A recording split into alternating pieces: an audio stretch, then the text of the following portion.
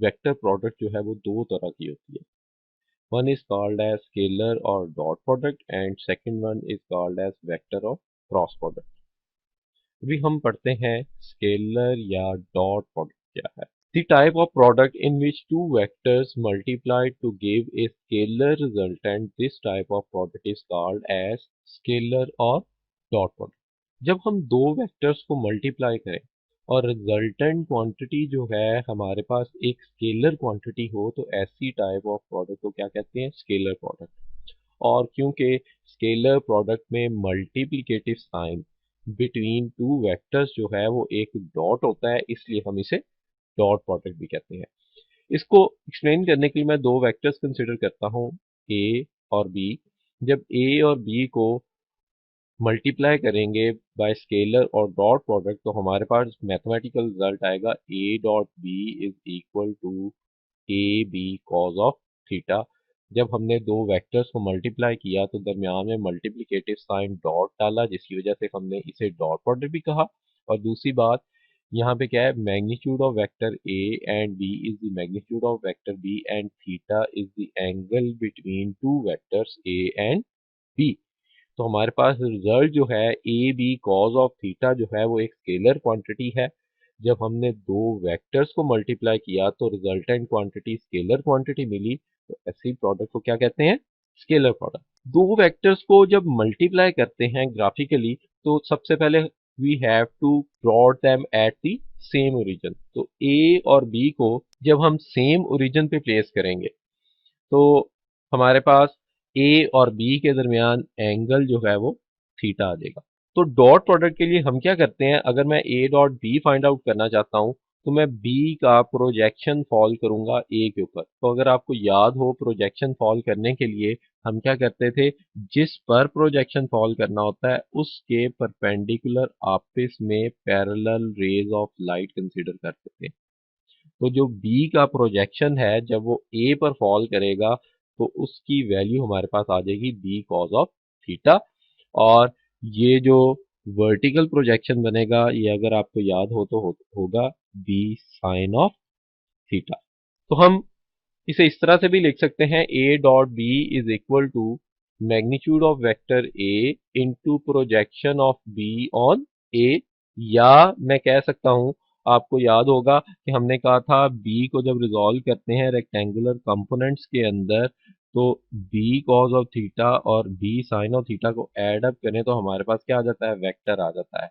तो dot product के अंदर जो है वो बी कॉज ऑफ थीटा और मैग्नीट्यूड ऑफ वेक्टर ए जो है वो दोनों सेम डायरेक्शन में है, इसलिए दोनों सेम डायरेक्शन में है, इसलिए मैं कह सकता हूं कि ए डॉट बी जो है वो इक्वल होता है A into magnitude of component of B in the direction of A.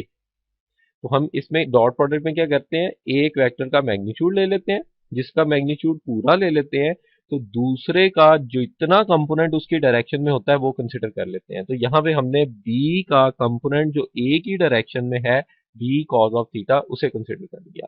That one is और डॉट प्रोडक्ट। लेकिन अगर मैं B dot A find out करना चाहूँ, तो मैं ए वेक्टर और बी वेक्टर जिन्हें हमने सेम ओरिजिन पे प्लेस किया है, तो फिर बी डॉट ए के केस में मैं ए का प्रोजेक्शन फॉल करूंगा बी के ऊपर। तो बी के ऊपर प्रोजेक्शन फॉल करना है तो बी के परपेंडिकुलर आपस में parallel raise of light consider करनी पड़ेंगी मुझे। मैं चंद लाइट रेज ड्रॉ कर देता हूँ, प्रीवियसली हम इसे डिस्कस कर चुके हैं। तो ए का प्रोजेक्शन जो बी के ऊपर बनेगा, that one is equal to A cos of theta because angle between A and B is theta. और ये हमारे पास आ जाएगा ए साइन ऑफ थीटा। तो जब मैं बी डॉट ए लिखूंगा तो मैं लिख सकता हूँ B into A cos of theta, क्योंकि मैग्नीट्यूड ऑफ बी कंसिडर करेंगे। और अगर बी का मैग्नीट्यूड सारा लिया है तो उसके along A cos of theta जो वेक्टर ए का magnitude in the direction of B है वो कंसिडर करेंगे, जो किसके इक्वल आ जाएगा? B A cos of theta के, जो कि क्या है? एक स्केलर क्वांटिटी है। इसे और ज्यादा एक्सप्लेन करने के लिए मैं वर्क डन की एग्जांपल कंसिडर करता हूं। आपने पढ़ा हुआ है W is equal to F dot D, या हम इसे कहते थे F D cos of theta. मैं उसके लिए कंसिडर करता हूं एक ब्लॉक है जिसका मास m है move through the displacement d by the force of f which is at an angle of theta with the horizontal. तो मैं F जो फोर्स है हमारी अप्लाइड फोर्स जिसकी वजह से बॉडी जो है वो मूव की थ्रू डिस्प्लेसमेंट d, उसको मैं रिजॉल्व कर देता हूँ कंपोनेंट में। तो जब कंपोनेंट में रिजॉल्व करूंगा तो हॉरिजेंटल कंपोनेंट की वैल्यू आ जाएगी हमारे पास F cos ऑफ थीटा और वर्टिकल कंपोनेंट बनेगा F sin ऑफ थीटा। तो अगर मैं देखूं तो F cos ऑफ थीटा की डायरेक्शन d के अलोंग है और F sin ऑफ थीटा की डायरेक्शन अपवर्ड है। तो हमारी अप्लाइड फोर्स के दो हिस्से बने जिसमें F cos ऑफ थीटा जो है मैं कह सकता हूं इस बॉडी के ऊपर अगर लगे तो वो इसे इस डायरेक्शन में मूव करवा देगा। Instead F sin of theta जो है इसे अपवर्ड डायरेक्शन में मूव करवा सकता है। तो प्रैक्टिकली हमारे पास अपवर्ड मोशन नहीं है, तो इसका मतलब ये हुआ F sin ऑफ थीटा वाला कंपोनेंट जो है हमारी अप्लाइड फोर्स का वो वेस्ट हो गया। वर्क डन किसने किया, बॉडी को मूव किसने करवाया, एफ कॉज ऑफ थीटा ने। तो इसका मतलब वर्क डन की कैलकुलेशन के अंदर हम हमारी अप्लाइड फोर्स का हॉरिजेंटल कंपोनेंट जो डायरेक्शन ऑफ मोशन के अलोंग है उसे कंसिडर करेंगे, एफ साइन ऑफ थीटा को कंसिडर नहीं करेंगे। Work done is equal to effective component of force in the direction of motion into distance move. तो इसे मैं लिख सकता हूं F cos of theta into D, या F D cos of theta भी लिखा जा सकता है। और अगर मैं इसे वेक्टर फॉर्म में रिप्रेजेंट करना चाहूं तो W is equal to F dot D. तो यहां से हमें पता चला कि वर्क डन जो है वो क्या है, एक स्केलर क्वांटिटी है, that one is the dot product of F dot D, जो कि दोनों क्या है, वेक्टर्स हैं। जब हमने दो वेक्टर्स को मल्टीप्लाई किया तो एक स्केलर मिला। Characteristics of scalar product, first characteristics है since A dot B is equal to AB cos of theta and D dot A is equal to BA cos of theta, जिसे हम AB cos of theta भी लिख सकते हैं।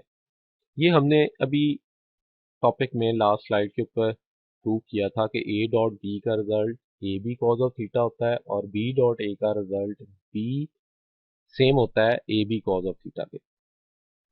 तो हम ये कह सकते हैं A dot B is equal to B dot A means order of multiplication in dot product is irrelevant, so scalar product के ऊपर कम्यूटेटिव प्रॉपर्टी जो है वो क्या करती है, होल्ड करती है।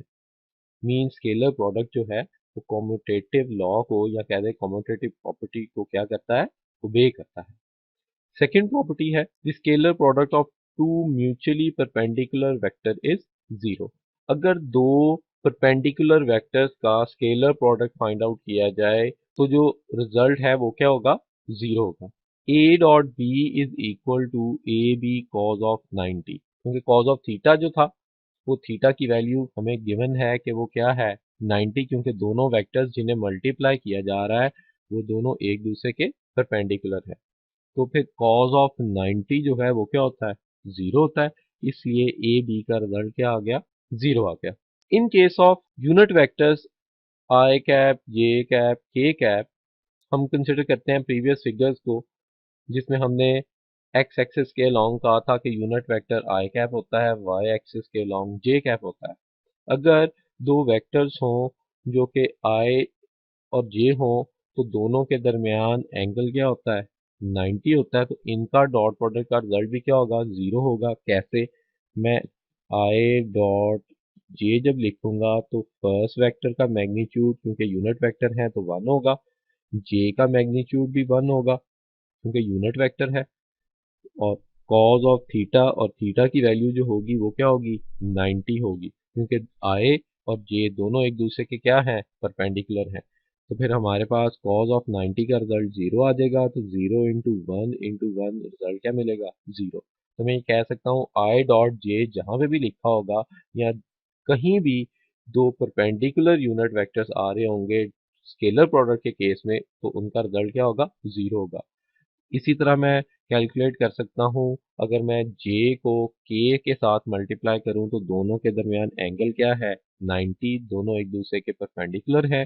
मैं कह सकता हूँ j डॉट k जो है j का magnitude into magnitude of second vector k है तो यूनिट वेक्टर है इसलिए वन आ जाएगा, और दोनों के दरमियान एंगल 90 है, तो cos ऑफ 90 जो है वो 0 होता है, तो रिजल्ट क्या आ जाएगा, 0 आ जाएगा। सिमिलरली मैं I और K के दरमियान अगर मैं डॉट प्रोडक्ट निकालूं तो उसका रिजल्ट भी क्या निकलेगा, 0 निकलेगा। Since they are mutually perpendicular, therefore we can write it as I dot J जो है वो इक्वल होगा J dot K is equal to K dot I, और तीनों का रिजल्ट क्या है, 0 है, तो इसलिए तीनों एक दूसरे के क्या होंगे, इक्वल भी लिखे जा सकते हैं।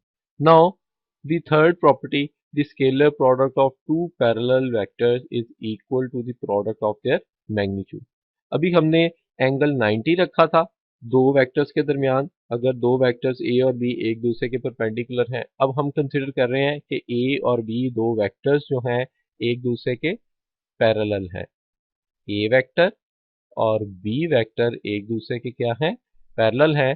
तो हम लिख सकते हैं A dot B is equal to magnitude of vector A into magnitude of vector B into cos of theta, और हमारे केस में क्योंकि पैरेलल है वेक्टर्स तो थीटा क्या होगा, 0, और कॉस 0 क्या होता है, 1। तो रिजल्ट हमारे पास आ जाएगा ए बी, मीन्स दोनों वेक्टर्स के मैग्नीट्यूड को क्या कर दें, मल्टीप्लाई कर दें, तो रिजल्टेंट जो है उसके इक्वल होगा। इन केस ऑफ यूनिट वेक्टर्स अगर मैं वही प्रीवियस केस कंसिडर करता हूं कि आई को जब आई के साथ मल्टीप्लाई करें तो हमारे पास क्या आएगा, I dot I will be equal to 1 into cos of 0 degree. क्योंकि मैंने पैरेलल वेक्टर्स हैं तो एक वेक्टर आई है दूसरा वेक्टर भी आई है, तो दोनों एक दूसरे के क्या होंगे, पैरेलल होंगे। तो फिर फर्स्ट का मैग्नीट्यूड इंटू सेकेंड का मैग्नीट्यूड, क्योंकि यूनिट है तो 1 होंगे, और दोनों के दरमियान एंगल क्या होगा, 0, और cos 0 1 होता है, तो रिजल्ट मेरे पास क्या आ जाएगा, 1 आ जाएगा। और अगर मैं j को j के साथ मल्टीप्लाई करूं तो मेरे पास आ जाएगा 1 into cos of 0 degree which will be equal to 1।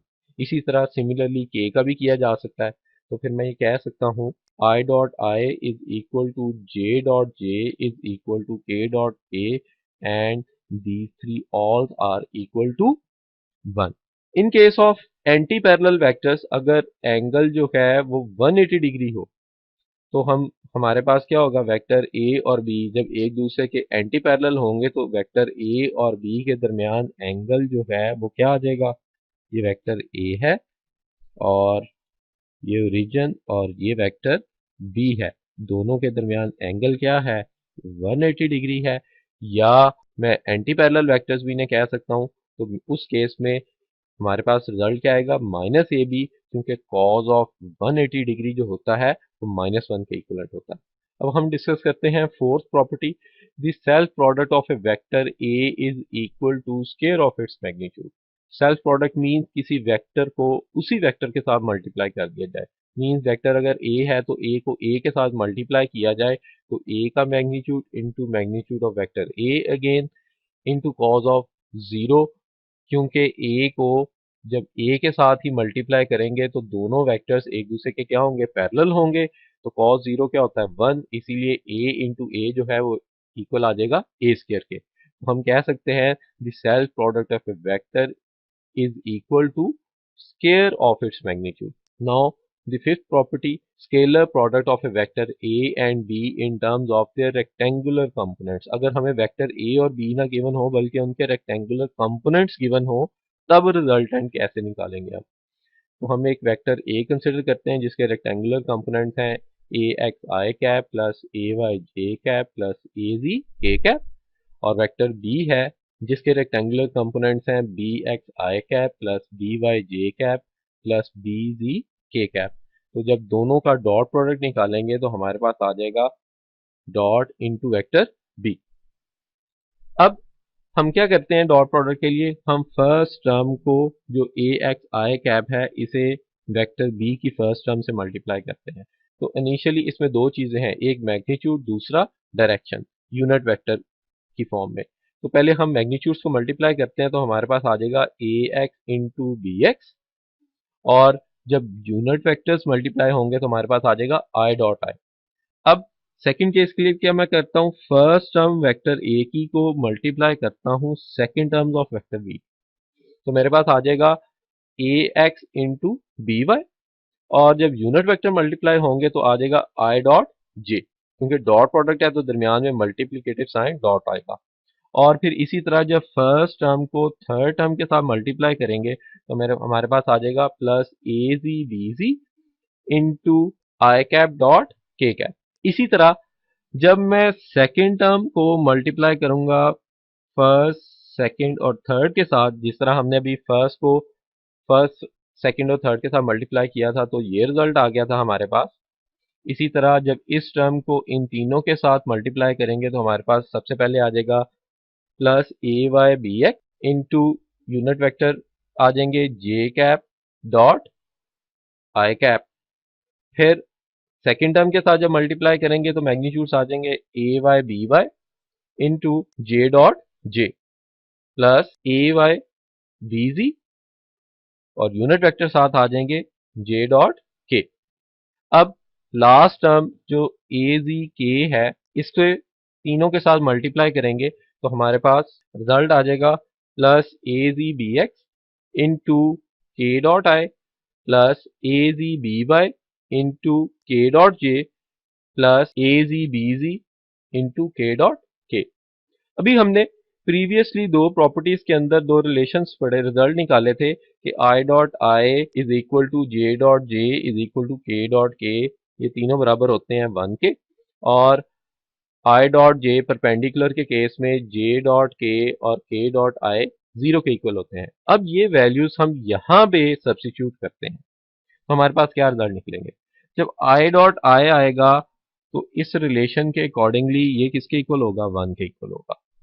और आई डॉट जे जो है वो 0 होगा, आई डॉट के भी 0 होगा, जे डॉट आई क्योंकि हमें पता है आई डॉट जे या J dot I commutative property hold करती है तो जे डॉट आई के दरमियान भी एंगल 90 होगा तो उसका रिजल्ट भी क्या होगा, 0 होगा।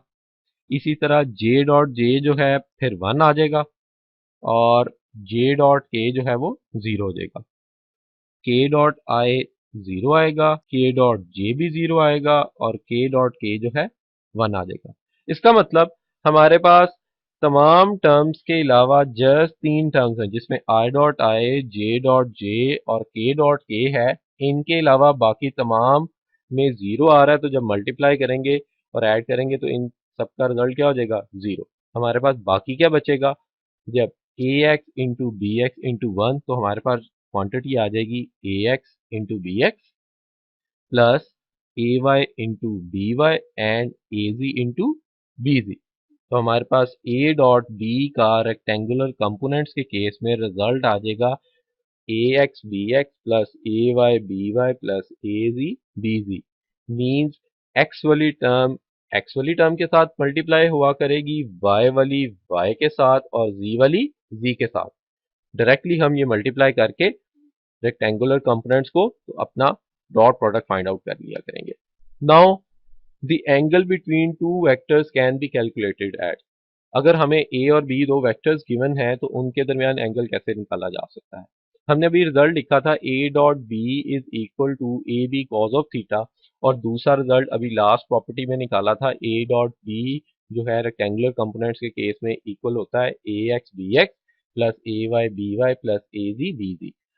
इन दोनों रिलेशंस में लेफ्ट हैंड साइड जो है वो क्या है, सेम है, तो मैं कंपेयर कर सकता हूँ, लिख सकता हूँ A B cos of theta is equal to A X B X plus A Y B Y plus A Z B Z.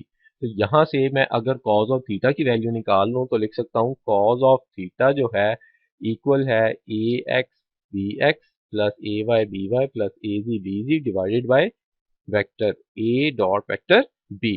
तो यहाँ से इस पोर्शन को सॉल्व करने के बाद अगर इस पोर्शन का कॉज इनवर्स ले लिया जाए तो वो हमारे पास किसके इक्वल आ जाएगा, थीटा के इक्वल आ जाएगा। Thank you.